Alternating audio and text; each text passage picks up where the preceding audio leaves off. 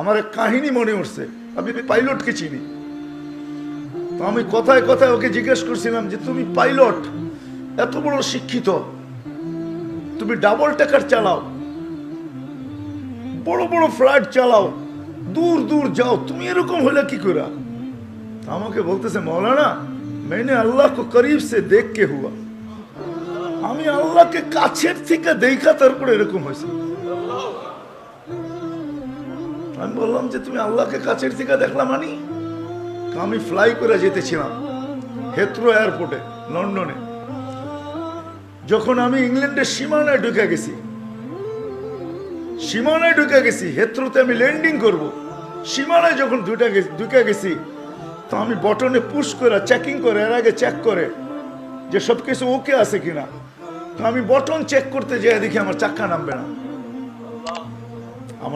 নামবে না, কিন্তু আমার কাছে ফুয়েলও নাই যে আমি ফেরত যাব, কারণ আমি 9 ঘন্টা ফ্লাই করে আসছি, 18 ঘন্টার ফুয়েল আমার কাছে নাই। আমাকে হয়তো ক্রাশ করাইতে হবে, নাইলে নামতে হবে যে কোনো ভাবে। বলে আমি হেথ্রো টাওয়ারের সাথে যোগাযোগ করছি যে আমার এই অবস্থা, কি করবে করো, আমার কাছে ফুয়েল নাই, আমাকে হয়তো ক্রাশ হইতে হবে, নাহলে কোনো ব্যবস্থা হইতে হবে যে আমি ল্যান্ড করতে পারি। হেথ্রো এয়ারপোর্টের ভিতরে কিয়ামত হয়ে গেছে, কিয়ামত, যে এই জাহাজকে ল্যান্ড করাবে তো করাবে কি করে। তারপরেও একটা সিস্টেম থাকে, ঠিক না? কিন্তু বলে ওই সময় যখন আমি ল্যান্ড করতেছি প্রসেসিং এর মাধ্যমে, তখন আমার হঠাৎ মনে উঠছে আমি না মুসলমান। তখন আমার মনে উঠছে আমার আল্লাহ না সব পারে। বলে আমি চিৎকার দিছি ককপিটের ভিতরে, আমার আল্লাহ সব পারে বলে বটনে চাপ দিছি, গড়গড়ে আমার চাক্কা নেমে গেছে। আমি স্বাভাবিকভাবে ল্যান্ডিং করছি। এর আগের কিয়ামতের চেয়ে বড় কিয়ামত হয়ে গেছে। পুরা এয়ারপোর্ট ছুটে আসছে, তুমি আমাদেরকে এই ধোকা দিলে তো, দিলে কেন? তোমার জন্য হেথ্রো এয়ারপোর্টের মতো হাজারো ফ্লাইটকে আমরা বাতিল করছি, ডাইনে বামে পাঠায়া দিছি যে অঘটন থেকে বাঁচার জন্য। তুমি তো স্বাভাবিকভাবে ল্যান্ডিং করলে। তাই আমি বললাম যে চেক করো, তারপরে কথা বলো। তো ওরা যখন চেক করছে, চেক করার পরে দেখছে এই চাক্কা নামলো করে, তোর সব সিস্টেম তো ফেল, এটা কি করে নামলো? বলে আমি দ্বিতীয়বার দরজার ভিতরে দাঁড়ায় চিৎকার দিছি আমার রব সব পারে। তখন আমি এয়ারলাইন্সের মালিককে, এয়ারলাইন্স চালাদেরকে চাবি বুঝাইয়া দিছি, দাও তোমাদের চাবি, 4 মাস পরে চাবি আমি হাতে নিব, যদি দেও, এর আগে নিব না। আমি এইখান থেকে চললাম, কেন আমি মালিককে কাছের থেকে দেখে ফেলছি। সত্য এটাই, আমি আপনাদেরকে এই সন্ধানে দিতেছি, সত্য এটাই।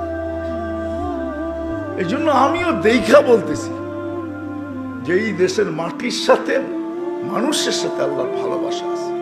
কেন এই দেশে একটা পরিবেশ আছে যেটা দ্বারা মানুষ হবে। এত মসজিদ দুনিয়ার কোথাও নাই, এত মাদ্রাসা মক্তব দুনিয়ার কোনো দেশে নাই, এত হক্কানি আলেম দুনিয়ার কোনো দেশে নাই, এত আল্লাহওয়ালা গলি দুনিয়ার কোনো দেশে নাই। জুড়বো তো? যুবকরা কি বলে? আমি কি বুঝাইতে পারলাম? হ্যাঁ, মানুষ বানায় নিয়ে যাও ইনশাআল্লাহ। মনের স্বাদ আল্লাহ জান্নাতে মিটাবে। আমাদের মালিক শুধু মনের স্বাদ মিটাবে না, বরং আমরা যতটুকু স্বাদ রাখবো এর চেয়ে 10 গুণ বেশি স্বাদ আল্লাহ আমাদের মিটায় দেবে। আমাদের মালিক বড় মালিক, আমাদের আল্লাহ বড় আল্লাহ। হ্যাঁ, আমাদের মালিক বহুত বড়, যেটার বর্ণনা দিয়ে শেষ করা যাবে না। কত বড় আমাদের মালিক, সব রাখা আছে। যুবক, একটু সহ্য করো।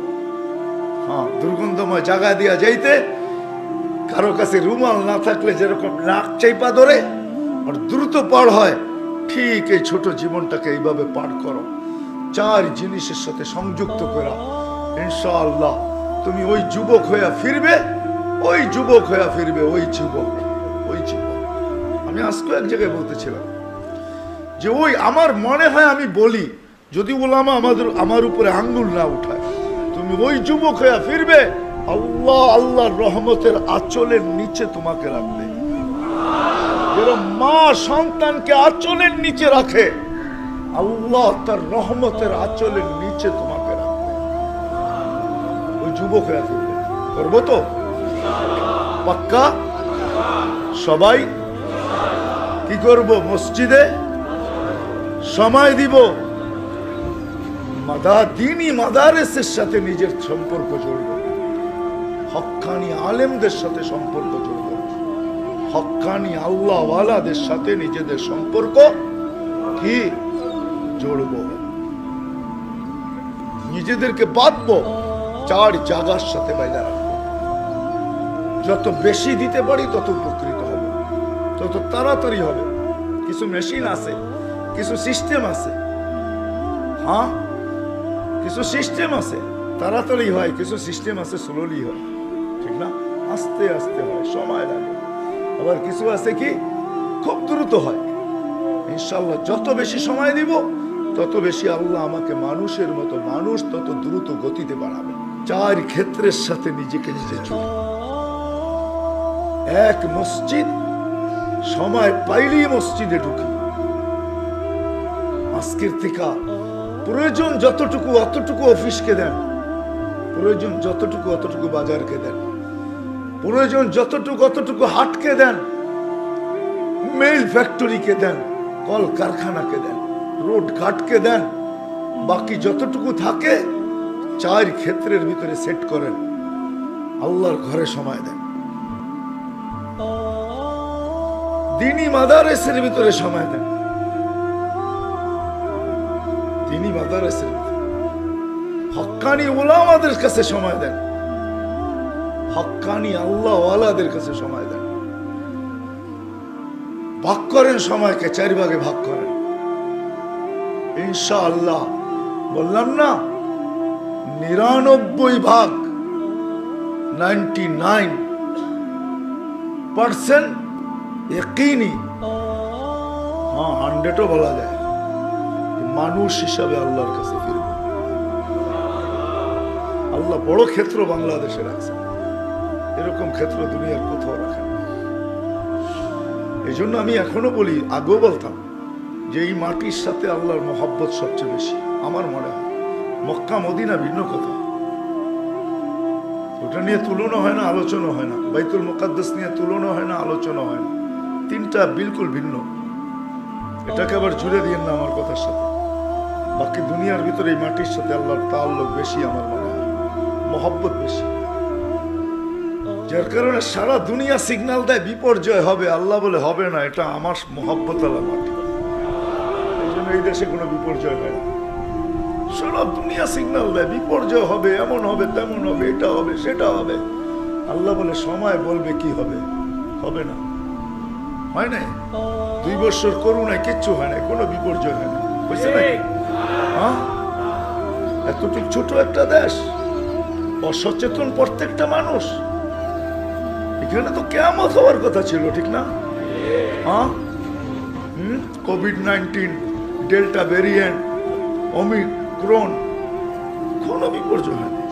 ভূমিকম্প আসে, আমার মনে হয় কাঁপায়া যায় না, ধাক্কা খায়া ফিরা যায়। ওটার ধাক্কাই আমাদের একটু অনুভব হয়, আমি মনে করি। আপনারা কি মনে করেন জানি না, আমি ভাবি, এটা নিয়ে খুব ভাবি, সারাদিন ভাবি যে বাংলাদেশে 8.7 ভূমিকম্প, কোনো বিপর্যয় নাই। দুনিয়া বলতে পারবে না 8.7 ভূমিকম্প আসছে, বিপর্যয় হয় নাই। বলুক দেখি আমেরিকাওয়ালারা, বলুক দেখি কানাডাওয়ালারা, বলুক দেখি ইউরোপ, বলুক দেখি জাপান, উন্নত থেকে উন্নত দেশ বলুক, আমাকে যুক্তি দিয়া বুঝা। ওই থেকে আমি ভাইবা নিছি না, এখানে ভূমিকম্প আসে না, এখানে ধাক্কা লেগে রিপিট যায়। ওই যে ধাক্কা লাগছে ওইটা আমাদের অনুভব হয়, বিপর্যয় হয় না। এই মাটির সাথে আল্লাহর মহব্বত, এই মাটির মানুষের সাথে আল্লাহর মহব্বত, বড় মহব্বত। আপনারা কাছের থেকে দেখেন কি দেখেন না জানি না,